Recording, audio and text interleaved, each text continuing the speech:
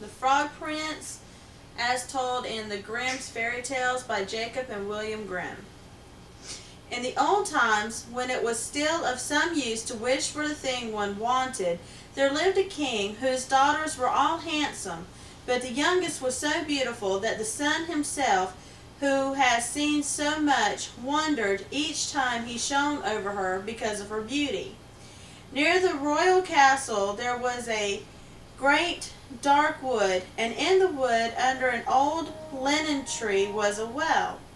And when the day was hot, the king's daughter used to go forth into the wood and sit by the brink of the cool well, and if the time seemed long, she would take out a golden ball and throw it up and catch it again, and this was her favorite pastime.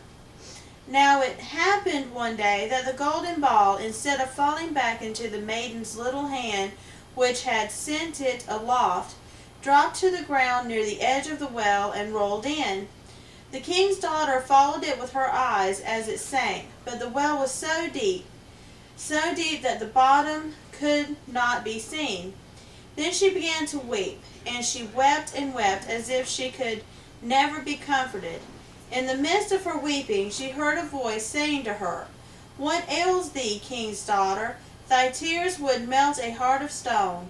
And when she looked to see where the voice came from, there was nothing but a frog stretching his ugly neck head out of the water. "Oh, is it you, little wanderer?" said she. "I weep because my golden ball has fallen into the well." "Never mind, do not weep," answered the frog. "I can help you, but what will you give me if I fetch up your ball again?" "Whatever you like, dear frog," she said. "Any of my clothes, my pearls and jewels, or even the golden crown that I wear." "Thy clothes, thy pearls and jewels, and thy golden crown are not for me," answered the frog. "But if thou wouldst love me, and have me for thy companion and playfellow, and let me sit by thee at table, and eat from thy plate, and drink from thy cup, and sleep in thy little bed, if thou wouldst promise all this, then I would dive below the water, and fetch thee thy golden ball again." "Oh yes," she answered, "I will promise it all, whatever you want, if you will only get me my ball again." But she thought to herself, "What nonsense he talks, as if he could do anything but sit in the water and croak with the other frogs, or could possibly be anyone's companion." But the frog, as soon as he heard her promise, drew his head under the water and sank down out of sight. But after a while he came to the surface again with the ball in his mouth, and he threw it on the grass. The king's daughter was overjoyed to see her pretty plaything again, and she caught it up and ran off with it. "Stop, stop!" cried the frog. "Take me up too. I cannot run as fast as you." But it was of no use, for croak after croak as he might, she would not listen to him, but made haste home, and very soon forgot all about the poor frog, who had betaken himself to his well again. The next day, when the king's daughter was sitting at table with the king and all the court, and eating from her golden plate, there came something pitter-patter up the marble stairs, and then there came a knocking at the door, and a voice crying, "Youngest king's daughter, let me in." And she got up and ran to see who it could be, but when she opened the door there was the frog sitting outside. Then she shut the door hastily and went back to her seat, feeling very uneasy. The king noticed how quick her heart was beating, and said, "My child, what are you afraid of? Is there a giant standing at the door ready to carry you away?" "Oh no," she answered, "no giant, but a horrid frog." "And what does the frog want?" asked the king. "Oh, dear father," answered she, "when I was sitting by the well yesterday and playing with my golden ball, it fell into the water, and while I was crying for the loss of it, the frog came and got it again for me on condition I would let him be my companion, but I never thought that he could leave the water and come after me. But now there he is outside the door, and he wants to come in to me." And then they all heard him knocking the second time and crying, "Youngest king's daughter, open to me. By the well water, what promised you me? Youngest king's daughter, now open to me." "That which thou hast promised must be performed," said the king. "So go now and let him in." So she went and opened the door, and the frog hopped in, following at her heels till she reached her chair. Then he stopped and cried, "Lift me up to sit by you." But she delayed doing so until the king ordered her.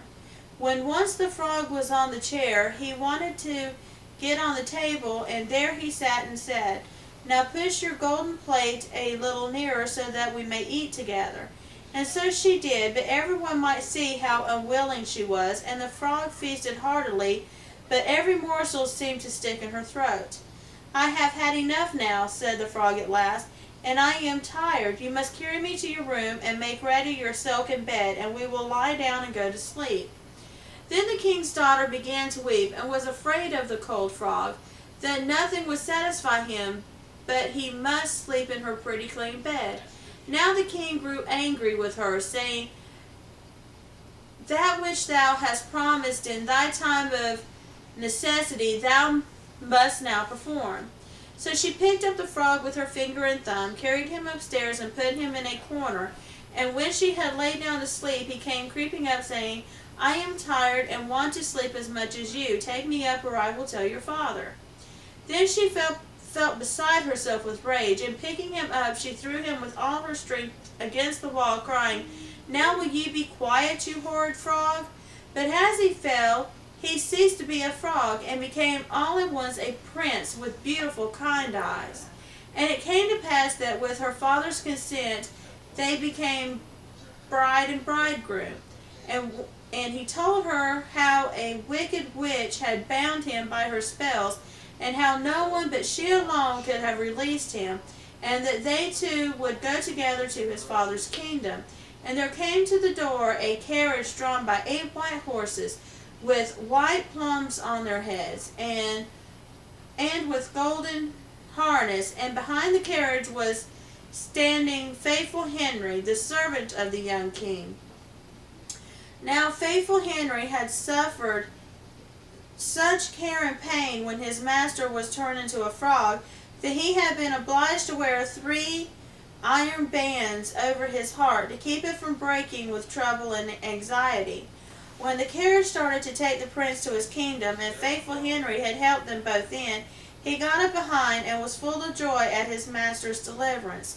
And when they had gone a part of the way, the prince heard a sound at the back of the carriage, as if something had broken, and he turned round and cried, "Henry, the wheel must be breaking." But Henry answered, "The wheel does not break, 'tis the band round my heart, that to lessen this ache, when I grieve for your sake, I bound round my heart."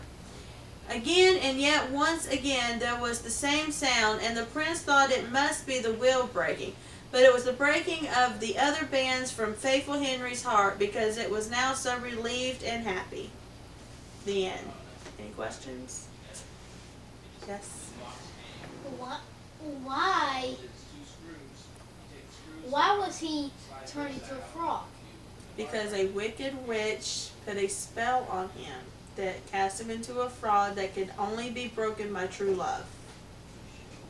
Yes. Is this one of your favorite tales?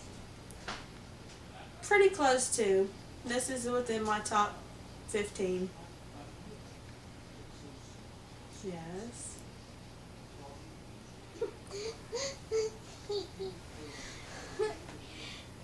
Do you know the story? If I didn't know the story, I wouldn't have chosen it to read to you. Let's just go ahead and end now.